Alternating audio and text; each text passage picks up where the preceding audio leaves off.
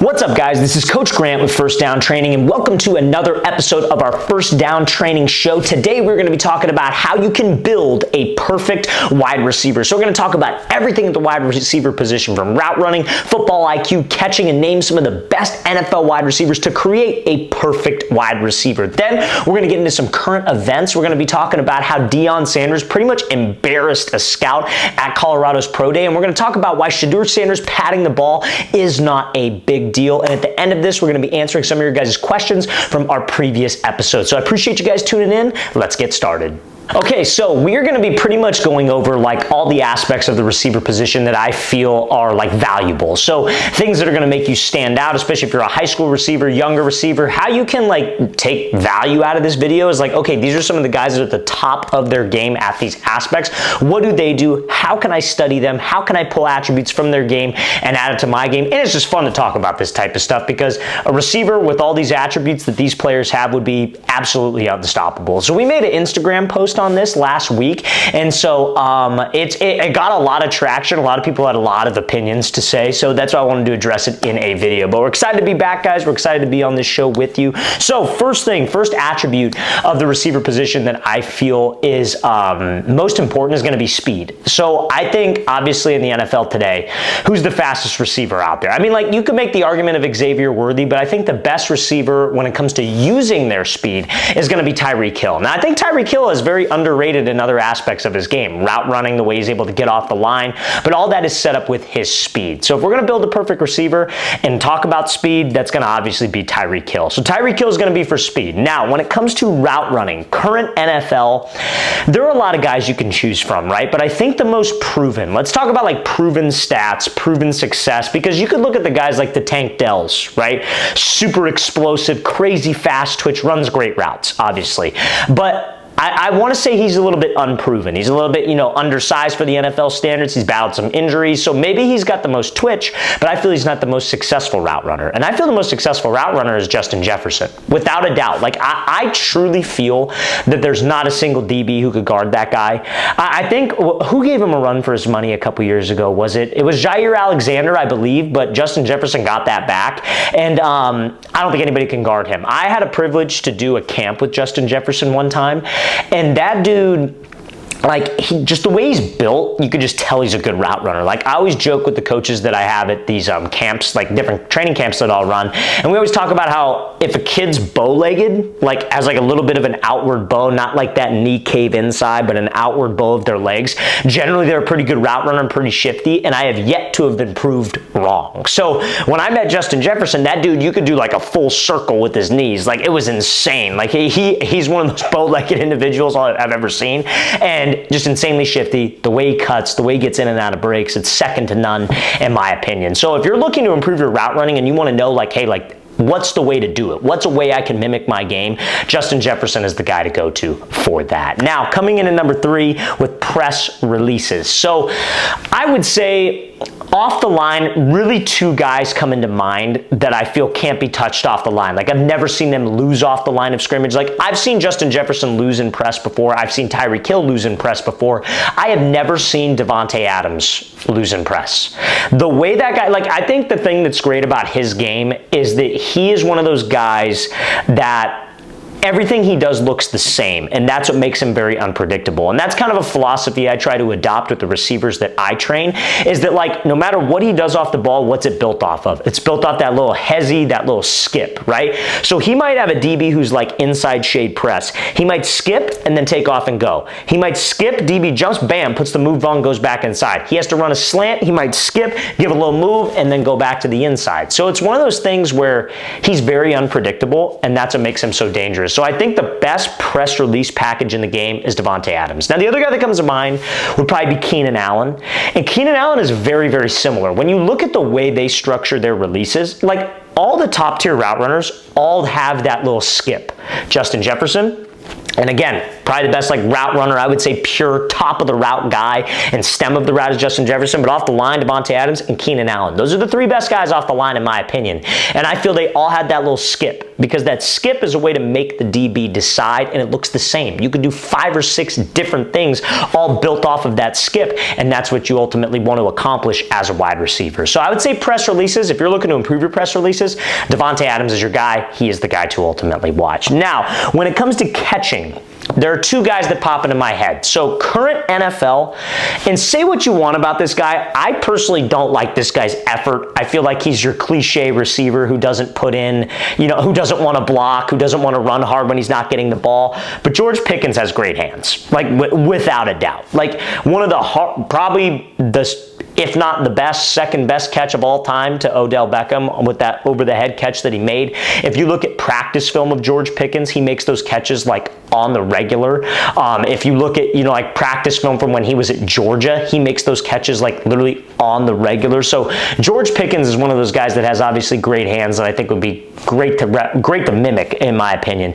In terms of like his catching game, I guess you can't really mimic that, but he's one of those guys. And then I would say like history-wise, Odell Beckham Jr. is probably one of those guys that's, just consistent hands no matter what he does. Every single ball that's thrown in his vicinity, he's going to be able to make a catch, and he's going to be able to make a play, and probably has the most famous catch in the history of the NFL. And that was like, when you think about catching, Odell really like, imagine if he didn't make that catch, Odell probably would not have much to show for his career. Like, if I'm being totally honest. Like, and that's sad to say because he's an NFL receiver and he's one of the best. And he runs great routes and he's pretty decent, but like, if you take away that catch, like people probably don't view Odell as they view Odell. He like changed the entire culture of receivers. He changed the way people at school, like the ball's thrown him and they just, I'm gonna Odell. Like, you know what I mean? He changed that.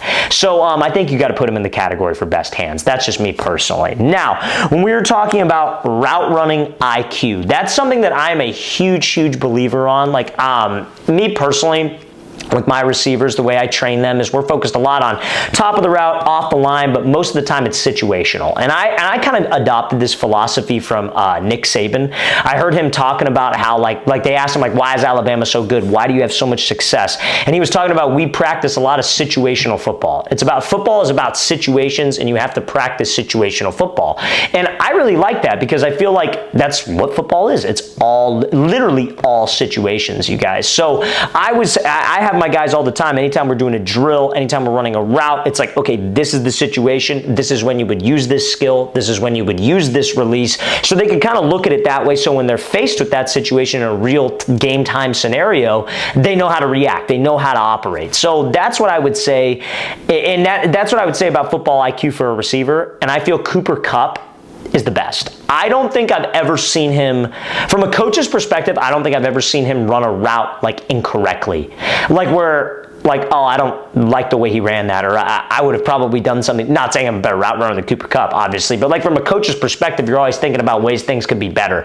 And I've never seen him like he has outside leverage, he has to run a corner. I've never seen him force the outside release and get forced to the sideline. So I think if you're trying to learn like how to run routes, guys, some of the best film, some of the best teach tape you could watch is Cooper Kupp. And he's one of those guys where he's a great athlete, don't get me wrong, but he's not one of those he's not like a Tyreek Hill where you're just like, this dude is, just a freak athlete, faster than everybody, and that's why he's successful. He is good because of the way he runs routes, the way he structures his routes, and knows how to manipulate coverages. And that's what you have to do, guys. Like he's not as small as you think. A lot of people put him in that undersized category. He's actually a pretty big dude. But like if you're undersized, maybe on the slower side of things, you have to know how to run routes, and you have to be able to structure your routes. And if you can't do that, you're not going to be successful at whatever level you decide to play, unless you have those crazy attributes like a Tyreek Hill type player. Now, when it comes to blocking, I think this is so important for receivers. I think so many receivers don't emphasize blocking enough. I think so many receivers don't understand how important it is when it comes to the run game, when it comes to like setting up the pass, how important the run is to set up the pass. And I think the best guy to watch for blocking would be DK Metcalf. And I really honestly feel blocking is all effort at the receiver position. Because like if you're blocking a DB,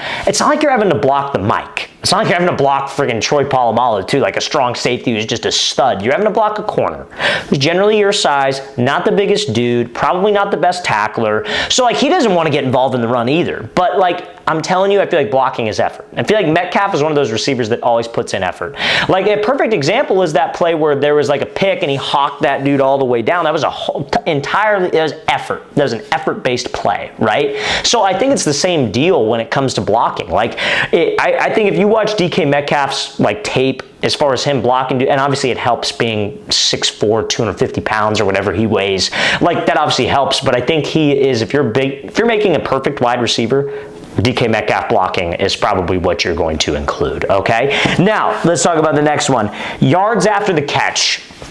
This is a dude who I feel would have a lot more people talking about him. Because like all these attributes we're listing, guys, is what receivers need, right? We talked about route running, press releases, catching, route running IQ, blocking, yards after the catch. That's the name of the game as a receiver. You catch the ball, let's go make a freaking play, right? So I think one of the things that separates this guy is just his twitchiness. I think he could be in the category of like, hey, he's one of the best route runners in the game, but I feel like he does not get enough like airtime, if you will, doesn't get his highlights shown enough just simply because he hasn't been on a good team, and that's Garrett Wilson.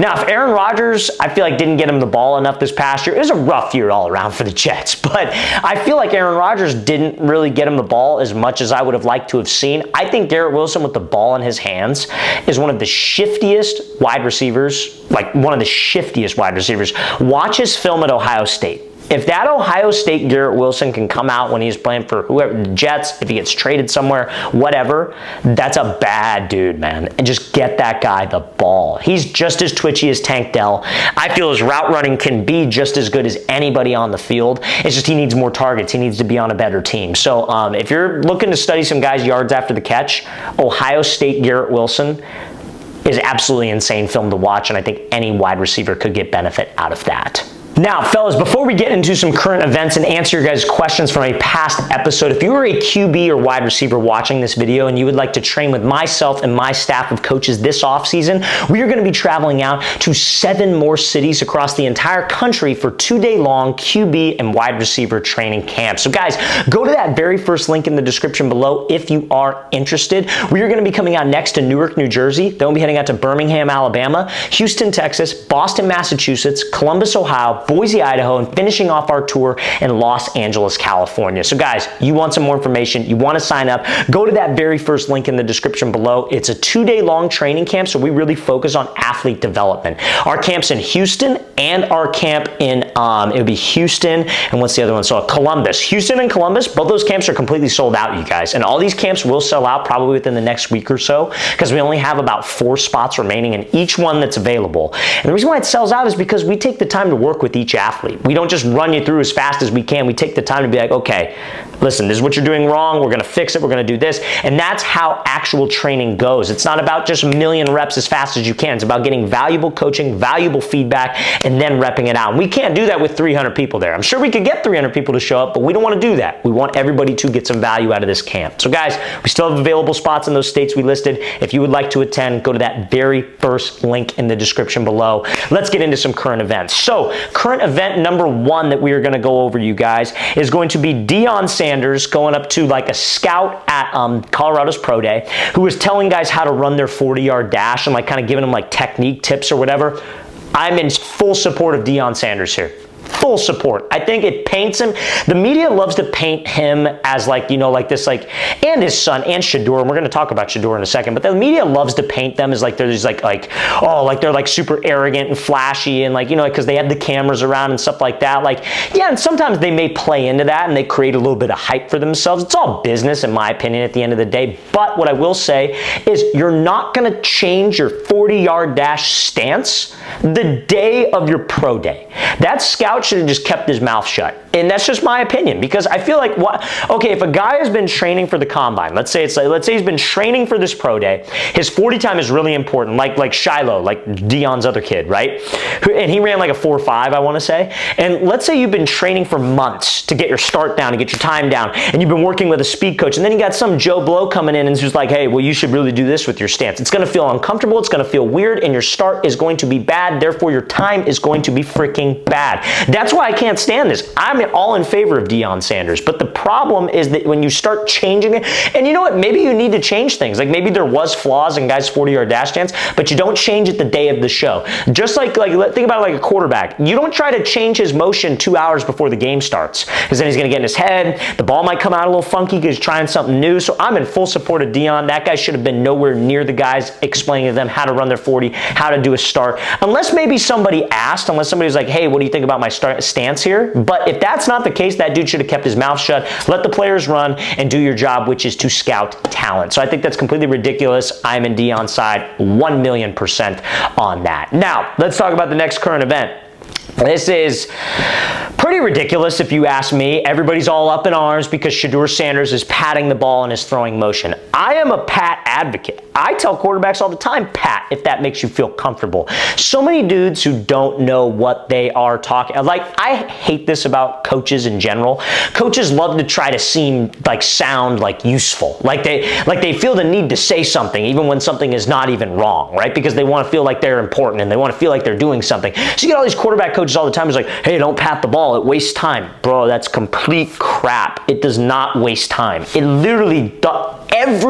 Watch the tape, all 32 NFL starters pat the ball. Mahomes, Josh Allen, Lamar Jackson, every single quarterback pats the ball. And this was all started because Shadur got tweeted at by some DB who's like, oh, you better stop patting that ball. We're going to pick you up. The freaking DBs don't even look at the hands of the quarterback. Like, what are you talking about? They read the drop, they read the DB. Like, come on, bro. And the pat does not make a difference. What's the difference between this and that? Like, there's literally no difference. Unless it's like the longest pat you've ever seen, then yeah, maybe that's going to make a difference. But it makes literally zero difference. So everybody's blowing it way out of proportion. Patting the ball is not bad. If you were a QB watching this and you pat the ball, do not change. If you're comfortable with patting the ball, keep patting the ball. It doesn't make a difference. Every NFL starter does it. People say that stuff to try to sound smart, to try to sound important, when in fact, it is complete crap, okay? So do not worry about patting the ball, okay? All right, so now let's get into some questions that you guys asked on a previous video. I appreciate you guys asking these. These were from a little while ago. We took a little break from our show and doing these questions. Just took a couple weeks off, doing some personal stuff, but we're back now answering your guys' questions. So these are from a little while ago, but if you were tuning in listening to this, we appreciate it. If you guys have questions that you want to ask me, guys, do not hesitate. Post them in the comment section below. I literally answer every single question and every single comment that's posted on these videos, and your comment could get featured on one of our shows. So guys, post your questions below. I'm happy to answer those and happy to get back to you because I really appreciate your support, okay? So now, first question from Dave File 3943 is a long one.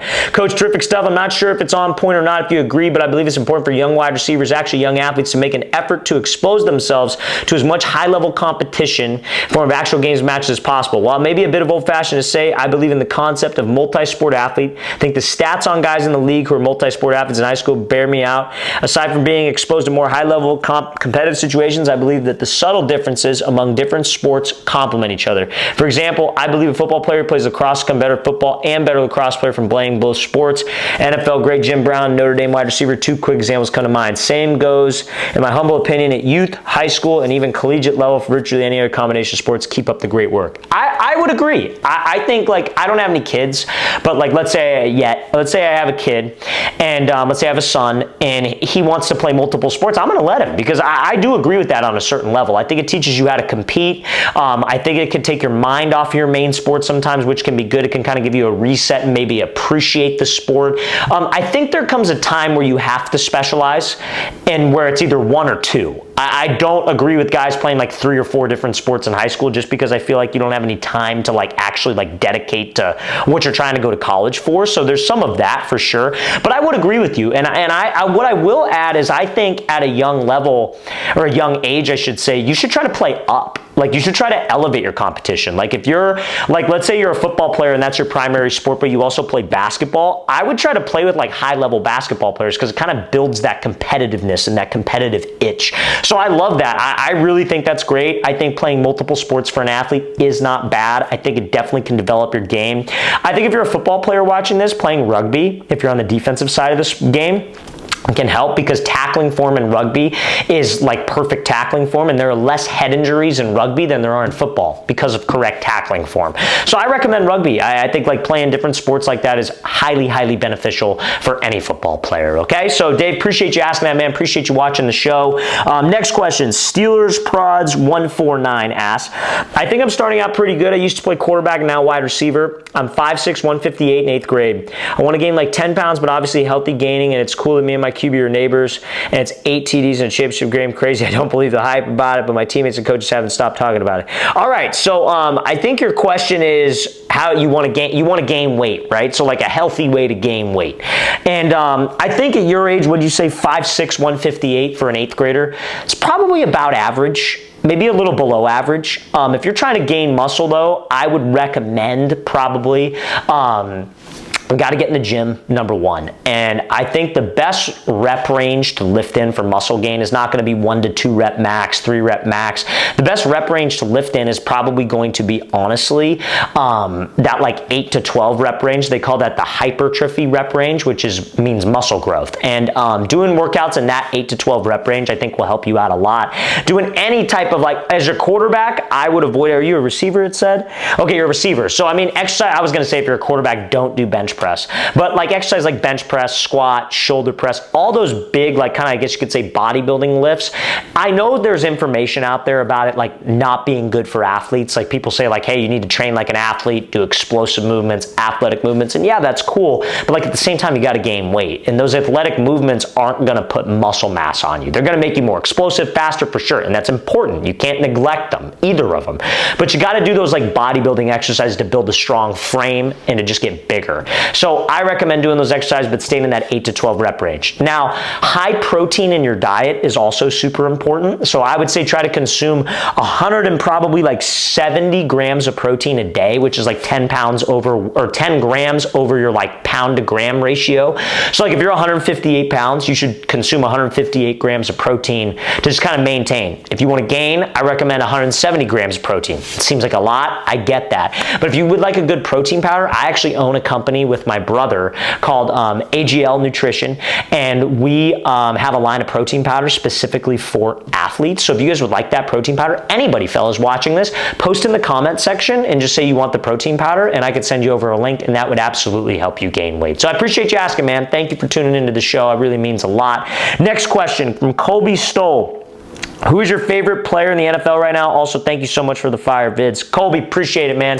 Thank you for the support. Means a lot. I would say favorite player in the NFL is probably Baker Mayfield. I just love his attitude, man. I just like, I look at guys like, who would I like to play with? Baker Mayfield's a dude I would love to play with. Like he's got that like fire to him. He's got that like confident swagger to him. He's a little undersized, so he's a little feisty. Like I like people like that. I like people who talk a little smack. I like that as well. So I'd probably say Baker Mayfield is my favorite player. I'm not a Bucs fan. I don't have like a Baker jersey or anything like that. But I do like the way he plays the game and the way he conducts himself. So yeah, and I like Baker because he's a no social media guy. He has social media, but he's been on podcasts where he talks about like, oh, I don't like what did he say? He said he just doesn't go on it. Like literally doesn't go on it. He has his team do it and he doesn't go on social media. I think that's like breath of fresh air as I'm saying this while we're watching this on social media. But at the same time, I love that because it tells me that he doesn't listen to the naysayers. He doesn't listen to the reporters. He just focuses on his game. And that's people I like being around who are just super laser focused like that and don't care about what other people say about them. But anyways, all right, fellas. So guys, appreciate you tuning into this episode of the show. Hope this was able to give you some value and some entertainment. I really appreciate it, guys. If you hit that like button and subscribe to this channel if you are not subscribed already. And if you have questions and want to be featured on our next episode, post them in the comment section below, guys. I really appreciate it. I'll talk to you later.